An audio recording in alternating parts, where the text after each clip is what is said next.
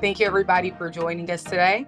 Today, we're going to be talking about overtime and minimum wage for 2025, some essential compliance updates for payroll. My name is Jerica Holton. I'm the product marketing manager here at Green Shades, an expert in payroll, and I've had about 3 to 5 years in HCM space, from some HCM training to now being a product marketing manager. So today's objective is we're going to examine the federal and state overtime requirements for 2024 and 2025, as well as some minimum wage, paid sick leaves, and other compliance components that may affect your organization as we go into the new year. We're going to kick things off by talking about some overtime changes for 2025. So this one has been a very popular topic of discussion. You may have heard about it. If not, the Department of Labor's new overtime regulation is set to take effect on January 1st, 2025. It will raise the salary threshold that determines overtime eligibility under the Fair Labor Standards Act. And where this came from is really the aim at restoring protection for millions of workers who deserve fair compensation. So we'll see those who are earning a certain wage, that are salary workers, receiving some overtime pay. Next, we'll talk about some overtime types that vary across states. So first, let's talk about daily overtime laws. In states like California or Nevada, there may be thresholds that you have to pay out extra overtime pay in a single day. So that can be 8 hours for some states, 12 hours for other states. But if you go over these amount of working hours in one day, then those employees are entitled to overtime pay. We have the 7 consecutive day overtime. So some states mandate that if employees work 7 consecutive days, no matter if they hit that 40 hours or not, then they're entitled to some type of overtime pay.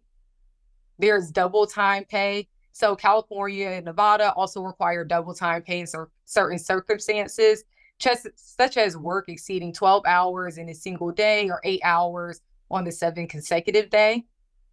We have industry-specific overtime. We see this a lot that happens in the healthcare industry. The healthcare industry is really big for this, as well as hospitality and retail.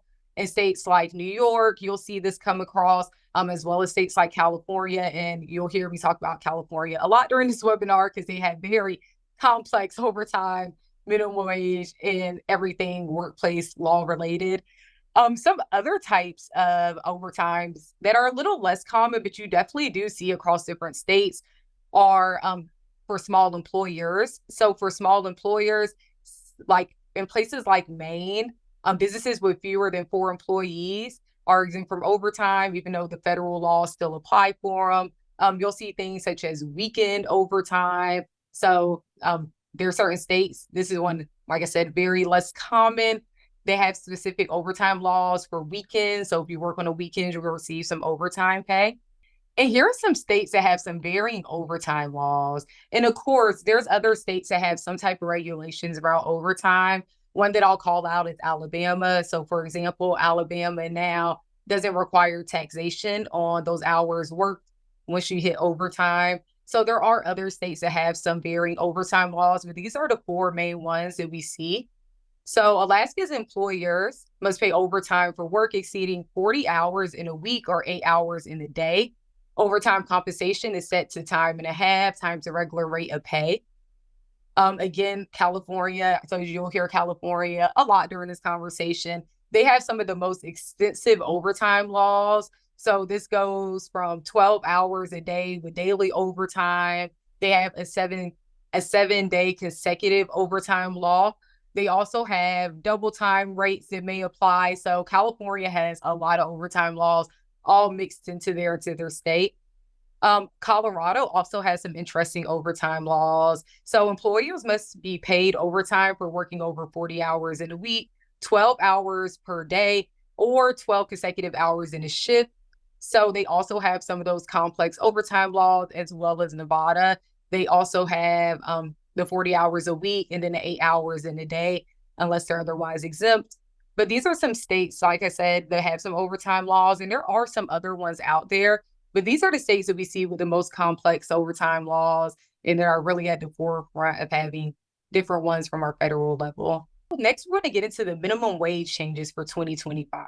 So just like overtime, there's a lot of different approaches that states take to minimum wage. So the first one we have is a tiered minimum wage increase.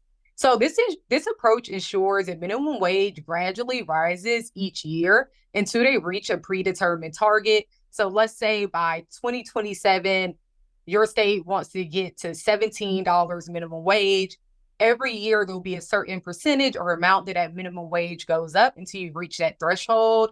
It's designed to have a nice balance for pay for workers with the economic readiness for businesses to be able to adjust. Next, we have tipped minimum wage. So certain states have a set tipped minimum wage outside of the federal limit. Next, which was one that I didn't really know about until starting to get into the payroll space, is minimum wage for minors. So some states and jurisdictions have certain minimum wage requirements when it comes to minors working.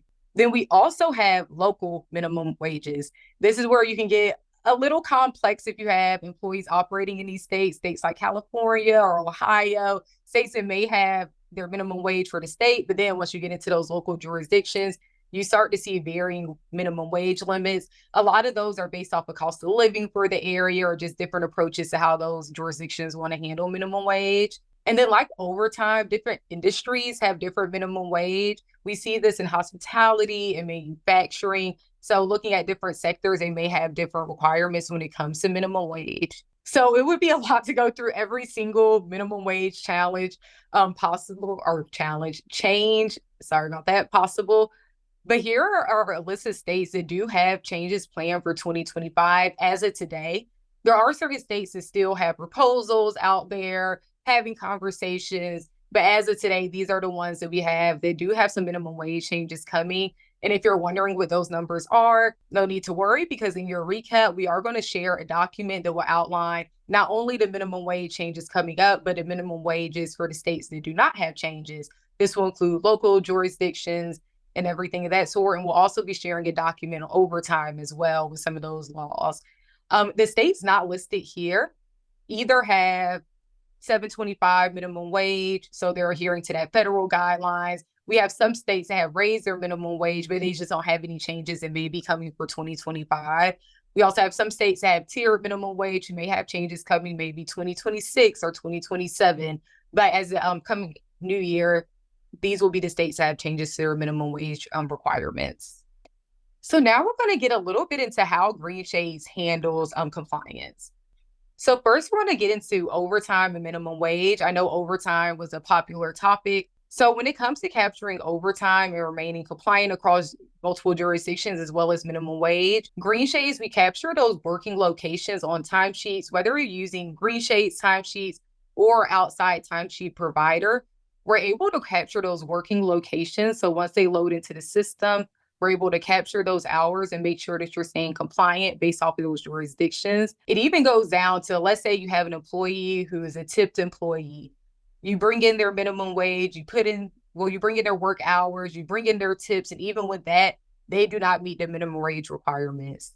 The good thing with Green Shades is we'll go ahead and adjust those wages for you on the back end. You do not have to worry about it. You will remain compliant with those minimum wage requirements. So that's the great thing about Green Shades.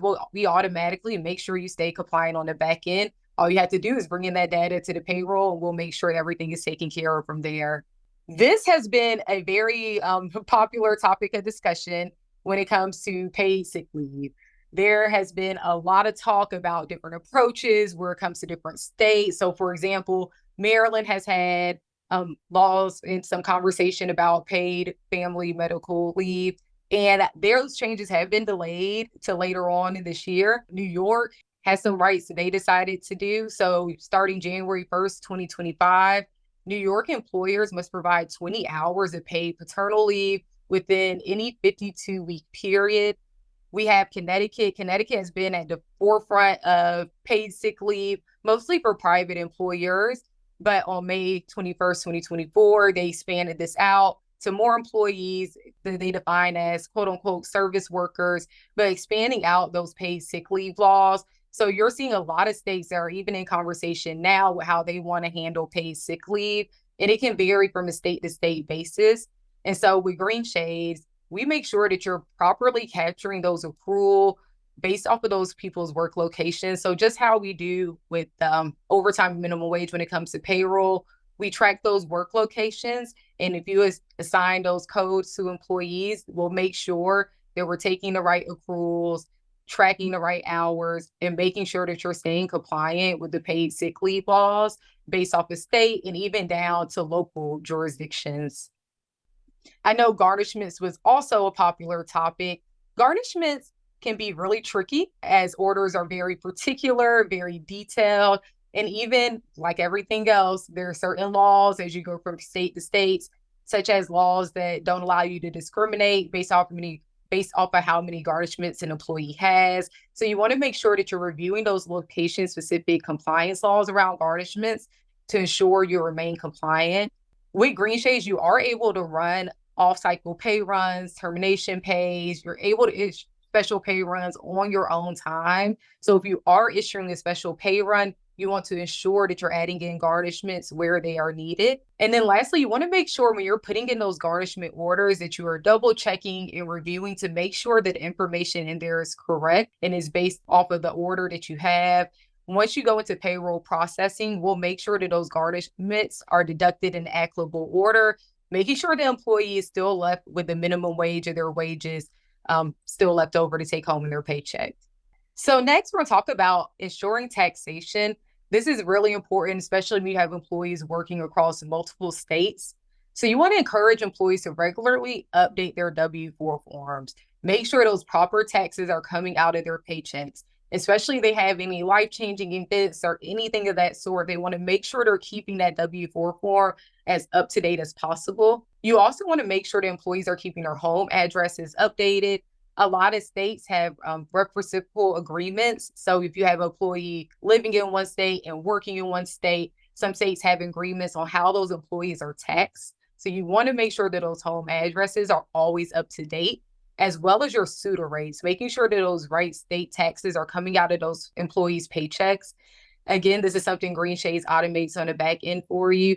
And then through the self-service portal, you're able to help your employees ensure that they're keeping those home addresses updated and they're updating those W-4 forms. So at Green Shades, I talked a lot about payroll, but outside of payroll, we help you remain compliant in a lot of different areas with human resources as you're onboarding employees, making sure that you're capturing e-signatures, handling e-verify, as those laws can vary from state to state. W-4s, I-9s, things of that sort. With benefits administration, making sure that you remain compliant with ACA. Our ACA dashboards gives you real-time insights to compliance year-round to help you out with that year-end filing, which gets us into taxes and compliance.